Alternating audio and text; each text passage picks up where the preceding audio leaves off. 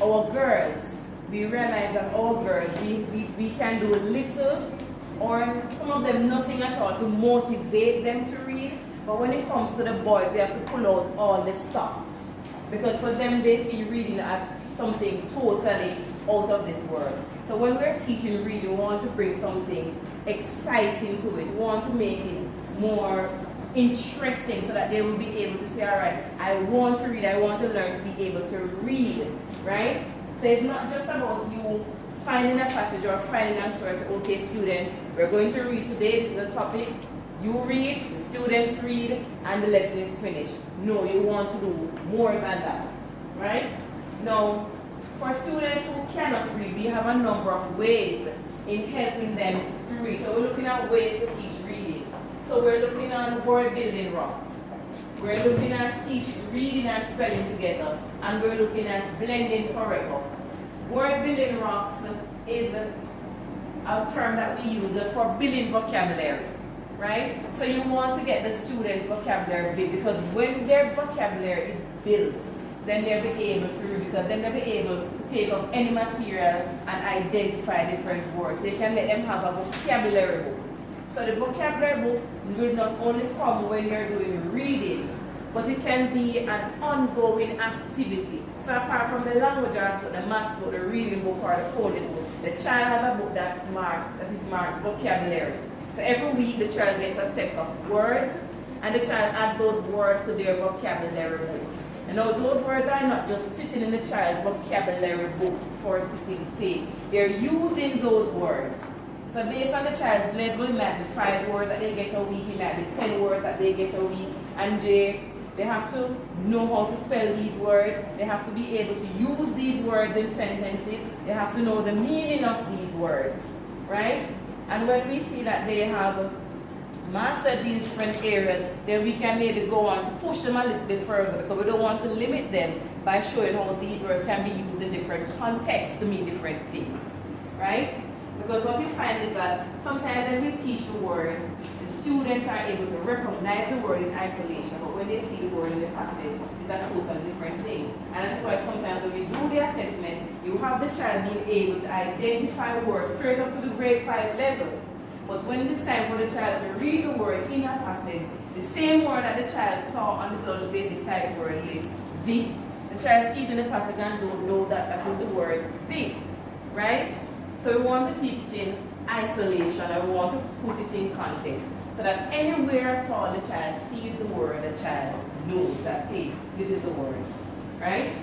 Now we're moving on to teach reading and spelling together. Always include spelling as part of your reading lessons. Spelling is the reverse activity of reading, and once children understand it, they will start to find plausible phonic spelling in their own writing, right? So nothing stands on its own. So it's not just a list of words, okay, students, go home and study these words, and next week Friday spelling. No. We're incorporating everything, and we're making it fun. So it's not just, okay, now students, we have the word mother. Let us spell the word mother. M-O-T-H-E-R. No. You put a rhythm to it, right? So you bring in your music, integrate it, right? So give me a rhythm. Give me a rhythm. M-O-T-H-E-R, mother. So you're making it interesting, right?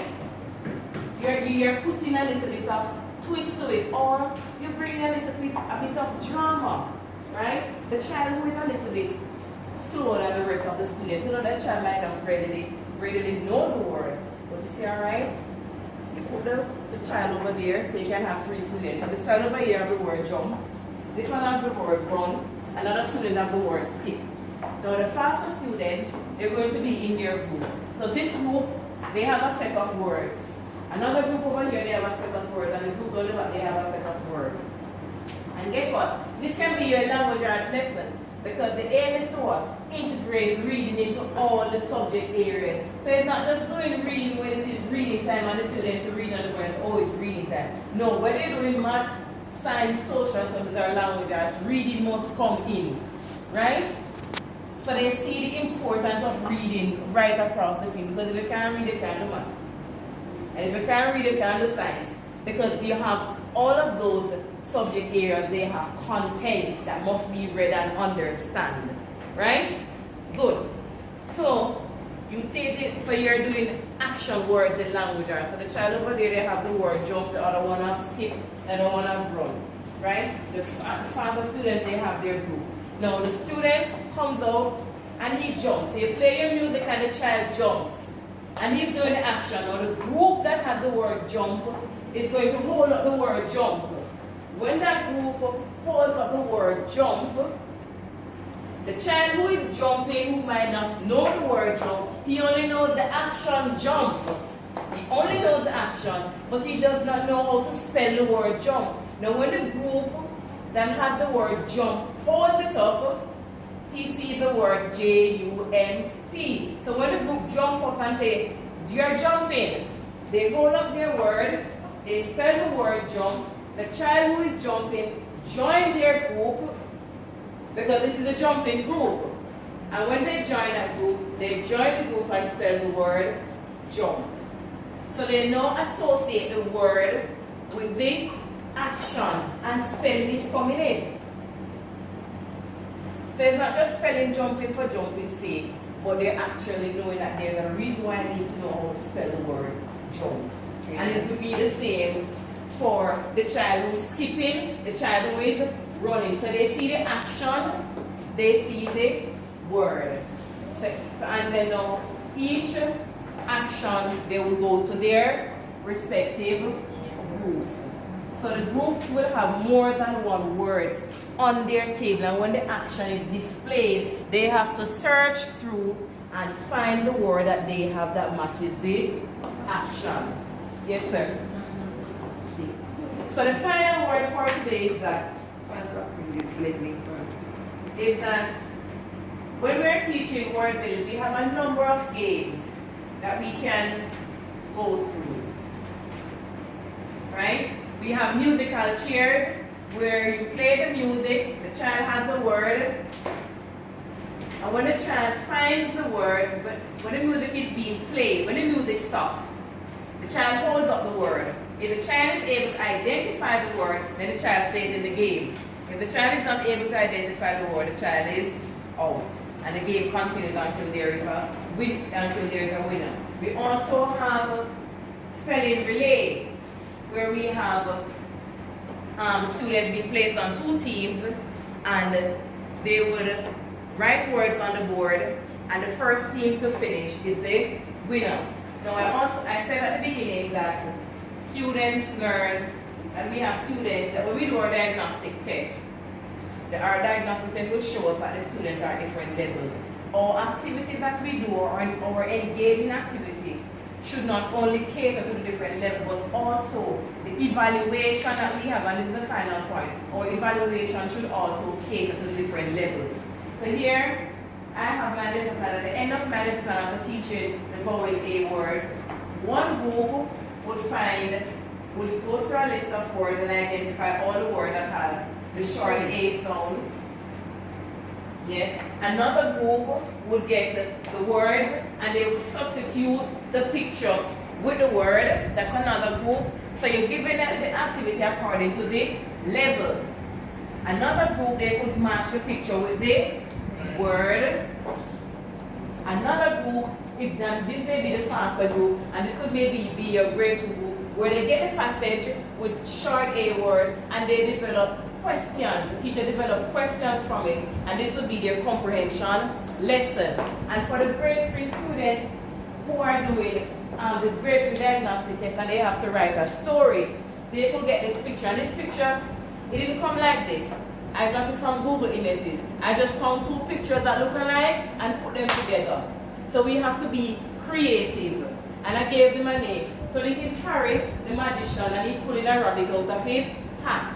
So the grade 3 student, they will develop a story using short A words, using these pictures. And it's still vowel sounds we're teaching.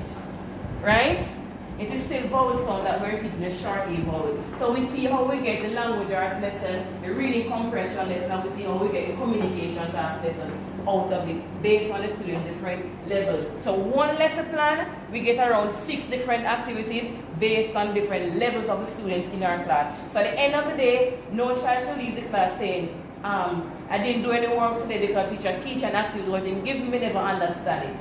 No, because the activity was tailored toward the need of the student. So the child is able to go home with something in his book and get the concept. And in closing, and just to recap, as I said, make reading fun. Make reading fun. Motivate your students. Show them the reason why reading is important. Right? Make it fun, make it come alive. Use games, use songs, use whatever it is that you can to make your lessons come alive. Right? And in closing, just to say this to you guys, that sometimes we're having internet issues and we want to enhance our lesson, and it can't be enhanced because we have an internet problem. What we do, we plan from before. So we go to YouTube, and YouTube have a number of things. We can find Leapfrog on YouTube, Alpha Blocks, Hooked on Phonics. We can find the Dulce sight word passages on YouTube. We can find sentences. We can find spelling words that they can sing along to, all of that. You're having problems with the internet, you research from before. So when you go to YouTube, you go to share. When you click share, you open, it will show you the URL. The URL is the address. You copy the URL. When you copy the URL, you go to convert YouTube videos to MP3. When you open it, you will see a slot where you're going to paste the URL address. And then there's an arrow that goes down. You click on an arrow and it will give you some options. So if you want just the song, you click MP3. If you want the video, you click MP4. When you click that, it will convert the video because sometimes the videos come with advertisement. So when the video is converted, it will take out all of those advertisements and then the video, and it will tell you can now download, and you can download. When you download, you can transfer it to your thumb drive. So if there's no internet in your classroom, you can still go ahead and watch the video once you have your laptop and the PowerPoint, because the video is downloaded, you can watch it from anywhere. So you don't have to worry about the video spinning around because the internet slow or whatever. It eliminates all of that, right? So teachers in total, let me say, try your best to find different ways to incorporate as much creativity into your reading lesson as possible to grab the students' interest. Because at the end of the day, we want them to be able to read, and